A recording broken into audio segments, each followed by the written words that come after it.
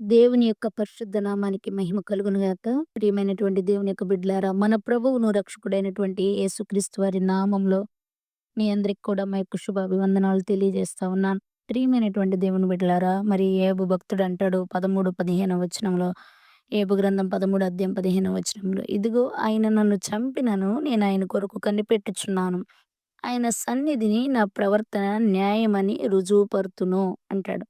దేవుని బిడ్డలారా, నిజంగా ఇలాంటి మాట ఒక శ్రమల్లో, ఒక భయంకరమైనటువంటి పరిస్థితుల్లో ఉన్నటువంటి వ్యక్తి పలకటం అనేది చాలా గొప్ప విషయం. ఎందుకంటే, ఈరోజు పరిస్థితులు ఎలా అయిపోయినాయంటే, దేవుడు ఏదన్నా హెల్ప్ చేస్తే, దేవుడు ఏదన్నా మనకి సహాయపడితేనే దేవుని మీద ప్రేముంటున్నట్లుగా, ఎట్లాగంటే మనుషులకి ఎట్లా చేస్తున్నామో, దేవునికి కూడా అట్లాగే చేసేటటువంటి పరిస్థితుల్లోకి మనం వెళ్ళిపోతా ఉన్నాం. అయితే భక్తుని జీవితాన్ని గమనించినట్లయితే ఆయనది ఎలాంటి విశ్వాసం అంటే అచంచలమైనటువంటి విశ్వాసం. కదల్చబడినటువంటి విశ్వాసం కలిగిన వ్యక్తిగా ఉన్నాడు. ఎందుకంటే ఆయన అంటాడు ఒకటో అధ్యాయంలో, దేవుడు అన్నీ ఇస్తేనే మనము దేవుని స్తుతిస్తామా? ఏమీ లేనప్పుడు మనం దేవుని స్తుతించలేమా? అనేటువంటి మాటను కూడా భక్తుడు మాట్లాడతాడు దేవుని బిడ్డలారా. ఇప్పుడు ఆయన ఆ యొక్క సంఘటనలు గాని, వేదన గాని, బిడ్డలను కోల్పోయిన, ఆస్తిని కోల్పోయిన, మరి తన శరీరమే తనకి మరి ఒక మురికిగా మారినప్పటికీ కూడా తన జీవితంలో దేవుని మీద ఆయన ఏం చేస్తా ఉన్నాడంటే కనిపెట్టుకుంటున్నాడు దేవుని కోసం. ఆయన నన్ను చంపినను అందుకే అంటున్నాడు కదా! ఇదిగో ఆయన నన్ను చంపినను నేను ఆయన కొరకు కనిపెడతాను. నేను ఆయన వైపే చూస్తాను. ఎటూ చూడను. ఎందుకంటే నాకు ఈ లోకంలో సహాయపడగలిగిన వాడు లేదా నాకంటూ నా మంచి కోరేవాడు ఎవరైనా ఉన్నారంటే ప్రభువైనటువంటి యేసుక్రీస్తు వారే. దేవుడే అని యోబు ఆ టైంలో నమ్మటం, ఆ విశ్వాసం చాలా ప్రాముఖ్యమైనది దేవుని యొక్క బిడ్డలారా.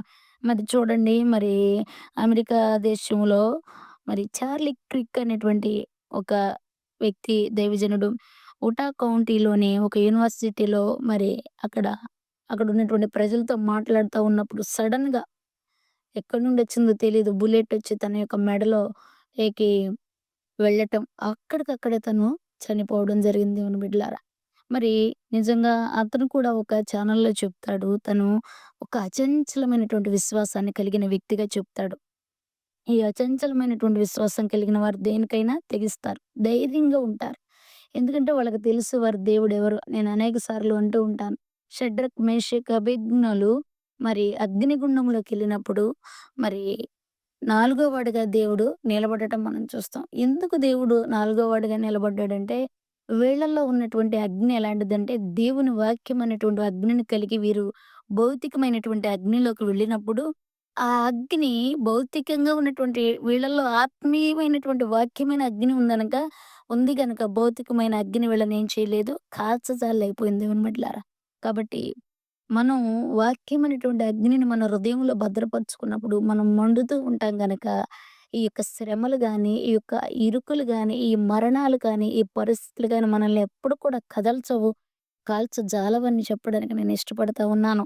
ఎందుకంటే ఈ యొక్క దైవజనుడు కూడా ఈ రీతిగా ఈ యొక్క మరి పరిస్థితులు ఏమైనా గానీ, అక్కడున్నటువంటి పరిస్థితులు ఏదైనా కానీ, మరి 31 సంవత్సరాల్లో చనిపోవడం అనేది చాలా బాధాకరం. చిన్న బిడ్డలిద్దరూ మరి భార్య, ఆ కుటుంబానికి ఆదరణ కలగాలని మనం ప్రార్థన చేద్దాం. అలాగే తను మరి యూత్‌ని చక్కగా మరి ఇన్‌ఫ్లూయెన్స్ చేస్తూ చాలా విషయాలు తను చేసేవాడని మరి చెప్తా ఉన్నారు. అయితే సమస్త శిక్షణ కూడా ఎలా ఉంటదంటే ఒక్కోసారి మన జీవితంలో దుఃఖకరంగా ఉంటది. అందుకే ఇబ్రి పత్రిక 12, 11 అధ్యాయంలో అంటాడు. సమస్త శిక్షణ ఇప్పుడెలా అనిపిస్తుంది? దుఃఖంగా అనిపిస్తుంది. ఎందుకు దుఃఖంగా అనిపిస్తుందంటే, మన చుట్టూ ఉన్న పరిస్థితులు మనల్ని అలా ఇబ్బందులుగా మనకనిపిస్తా ఉన్నాయి. మన చుట్టూ ఉన్న పరిస్థితులు మనకి ఒక భయాన్ని కలగజేసేటట్లుగా మన చుట్టూ కనబడతా ఉన్నాయి గనక సమస్త మరి అందుకే ఎబ్రీ పత్రిక 12, 11 అంటాడు. మరియు ప్రస్తుతమందు సమస్త శిక్షణయు దుఃఖకరముగా కనబడునే గాని సంతోషకరముగా కనబడదు. అయినను దాని యందు అభ్యాసం కలిగిన వారికి అది నీతియు, సమాధానకరమైన ఫలమిచ్చును అని భక్తుడు చెప్తా ఉన్నాడు. దుఃఖకరంగా ఉంటది. మనం శ్రమ పడుతున్నప్పుడు, మన చుట్టూ చీకటి అలుముకున్నప్పుడు, మనకు మార్గాలు మూయబడినప్పుడు, మనం ఏం చేయాలో మనకు అర్థం కానటువంటి డైలమాలో పరిస్థితుల్లో ఉన్నప్పుడు, అది ఆ శిక్షణ ఎలా ఉంటదంటే దుఃఖకరంగా ఉంటది. కానీ తర్వాత అది మనకెంతో నెమ్మదిని, సమాధానాన్ని, ఒక అద్భుతమైనటువంటి పరిస్థితిని కలిగిస్తదని హెబ్రీ పత్రిక సెలవిస్తా ఉంది దేవుని బిడ్డలారా. నిజంగా ఇలా నిలబడగలగాలంటే అచంచలమైనటువంటి విశ్వాసం, కదలబడని విశ్వాసాన్ని కలిగిన వారంగా మనం ఉండాలంటే, మనం ముందుగా దేవుణ్ణి ప్రేమించాలి. ప్రతి పరిస్థితిలో కూడా దేవుని మనం జ్ఞాపకం చేసుకునేవారిగా ఉండాలి. మరి దేవుని జ్ఞాపకం చేసుకొని, దేవుని కార్యాలు జ్ఞాపకం చేసుకొని, ముఖ్యంగా దేవుణ్ణి మన హృదయము, మన జీవితమంతా వాక్యంతో ఆయన్ని నింపుకొని, రెండోది వస్త్రాలంటే పరిశుద్ధుల నీతి క్రియలైనటువంటి ఒక వస్త్రం కలిగిన వారంగా మనం, రక్షణ వస్త్రం కలిగిన వారంగా, నీతి క్రియలు కలిగినటువంటి వ్యక్తులుగా మనం ముందుకు వెళ్తా ఉన్నప్పుడు ఏ సంఘటన కూడా మనల్ని కదల్చదు. ఎందుకంటే ఇప్పుడున్నటువంటి పరిస్థితులు అసలు ఏం చేయాలో అర్థం గాక, మరి ఎక్కడ చూసినా మారణ హోమం, మరి కరువులు, మరి పరిస్థితులన్నీ చిన్నాభిన్నంగా ఉన్నాయి. ఎక్కడ చూసినా నెమ్మది లేని పరిస్థితులు, మనశ్శాంతి లేని పరిస్థితులు. అయినను భక్తుడైనటువంటి దావీదంటాడు, "అయ్యా! నేను మనుషుల చేతిలో పడే కన్నా నీ చేతిలో పడటమే నాకు చాలా ప్రాముఖ్యమైనది ప్రవ్వా" అంటాడు. కాబట్టి దేవుడు ఏ పరిస్థితిని ఎలౌ చేసినా దానిలో నుంచి ఒకటి ఆయన ఏదో ఎక్స్‌పెక్ట్ చేస్తాడు. ఏదో బయటికి తీసుకొస్తాడు. కాబట్టి పరిస్థితులను బట్టి మనం కృంగిపోవద్దు గానీ, ఆ పరిస్థితుల్ని దేవుడు ఎందుకు ఎలా చేశాడో ఆ జ్ఞానము, ఆ ఉన్నతమైన స్థితి మనకు తెలీదు గనక ప్రతి విషయమందు కృతజ్ఞతాపూర్వకంగా ఉండి, ఆ కుటుంబ ఆదరణ కొరకు మనం ప్రార్థన చేయవలసిన వారంగా మనం ఉన్నాం. రోమపత్రికలో మనం గమనించినట్లయితే రోమపత్రిక 8 అధ్యాయంలో అంటాడు. ఏమంటాడంటే, మరి సజీవ యాగంగా మనల్ని మనం ఏం చేయాలి? దేవునికి సమర్పించుకునేటువంటి వ్యక్తులుగా మనం ఉండాలి దేవుని బిడ్డలారా. దేవుణ్ణి ప్రేమించే వారికి ఆయన సంకల్పం చొప్పున పిలువబడిన వారికి మేలు కలుగుటకే సమస్తం కూడా సమకూరి జరుగుతుందనేటువంటి విషయాన్ని జ్ఞాపకం జేసుకోవాలి. అలాగే మనల్ని దేవుడు సజీవయాగంగా సమర్పించి మనల్ని మనం త్యాగపూరితంగా ఆయన బలిపీఠం మీదకి అప్పగించుకోవాలి దేవుని బిడ్డలారా.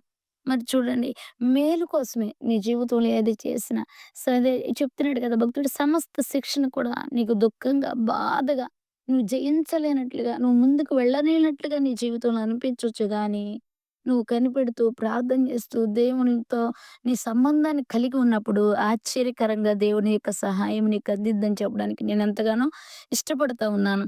మరి దైవజనుడి చిన్న వయసే మరి అనుకోని రీతిగా మరి వాళ్ళు కూడా ఎక్స్‌పెక్ట్ చేస్తుంటారు అట్లాంటి పరిస్థితి వస్తదని. మరి చిన్న హృదయం పెట్టుకుని తన భార్య ఉంటుండగా కుటుంబం కొరకు మరి దేశంలో, రాష్ట్రాల్లో, మరి అనేక ప్రాంతాల్లో అలజడులు, నెమ్మదిలేని స్థితి, ఇబ్బందికరమైనటువంటి పరిస్థితులు, మరి మనల్ని కదల్చకుండా ఉండాలంటే దేవుని పైన మనం గురి కలిగి, మన విశ్వాసాన్ని మనం కాపాడుకుని, ఆయన్ని ప్రేమిస్తూ, ఆయన సంకల్పం చొప్పున జరుగుతున్న వాటిని నమ్మి, ఆయనకు కృతజ్ఞత కలిగి, మరి నష్టపోతున్న కుటుంబాలకు, వేదనలో ఉన్న కుటుంబాలకు ప్రార్థన చేసేటువంటి ఆ చేయూతను అందించేటువంటి వ్యక్తులుగా మనం ఉండాలని నేను తెలియజేస్తా ఉన్నాను. కాబట్టి దైవజనుల్లో ఉన్నటువంటి అచంచల విశ్వాసం, కదలని విశ్వాసం, మరి అలాగే ఏబి భక్తుల్లో ఉన్నటువంటి ఆ యొక్క ఆయనని చంపినా కూడా నేను ఆయన కొరకు కనిపెడతాను. ఎందుకంటే ఆయన ఒక దినమున న్యాయము తీరుస్తాడనేటువంటి మాటను భక్తుడు వాడాడు దేవుని బిడ్డలారా. నిజమే. ఆయన జీవితంలో ఎప్పుడైతే ఏబు దేవుని కొరకు కనిపెట్టుకున్నాడో, దేవుడు ఖచ్చితంగా ఆయన ప్రవర్తనకి న్యాయము తీర్చాడు దేవుని బిడ్డలారా. కోల్పోయింది రెండింతలకిచ్చాడు. మనది ఈ లోకం కాదు గానీ, పరలోక సంబంధమైన ఈవులు గాబట్టి, ప్రతిది కూడా దేవుడు అనుగ్రహిస్తాడని, ప్రతి దానికి కూడా ధైర్యాన్ని తెచ్చుకొని, దేవుని సన్నిధిలో ప్రార్థనాపూర్వకంగా, వాక్య ధ్యానముతో మనం ముందుకెళ్ళినట్లయితే, దేవుడు ఆశ్చర్యకరంగా మన జీవితాల్ని మరి ముందుకి ధైర్యంతో నడిపిస్తాడు. శిక్షొస్తుంది. ఏంటి పరిస్థితులని దుఃఖపడొద్దు గానీ, సమాధానకరమైనటువంటి ఆత్మ మనకు తోడుగా ఉందని నమ్మి, ఆ ప్రకారంగా ముందుకు కొనసాగాలని మరి నేను తెలియపరుస్తా ఉన్నాను. ఇట్టి మాటలు ప్రభువు మన వెనుకల్లో దీవించి ఆశీర్వదించును గాక. మీకు ఈ మాటలు గనక మరి ఆత్మీకంగా బలాన్ని తెచ్చినట్లయితే లైక్ చేయండి, షేర్ చేయండి, సబ్స్క్రైబ్ చేయండి. ఒక మంచి కామెంట్ రూపంలో మాకు తెలియజేయమని, మీకేం కామెంట్స్ అన్ని చూస్తున్నాం, మీ ప్రేయర్ రిక్వెస్ట్‌లన్నీ చూస్తున్నాం. మీ కొరకు మరి ప్రార్థన చేయడం జరుగుతుంది అని మీరు జ్ఞాపకం పెట్టుకొని, మా కొరకు కూడా ప్రార్థన చేయమని ప్రభు పేరిట మనవి చేస్తూ ఉన్నాను.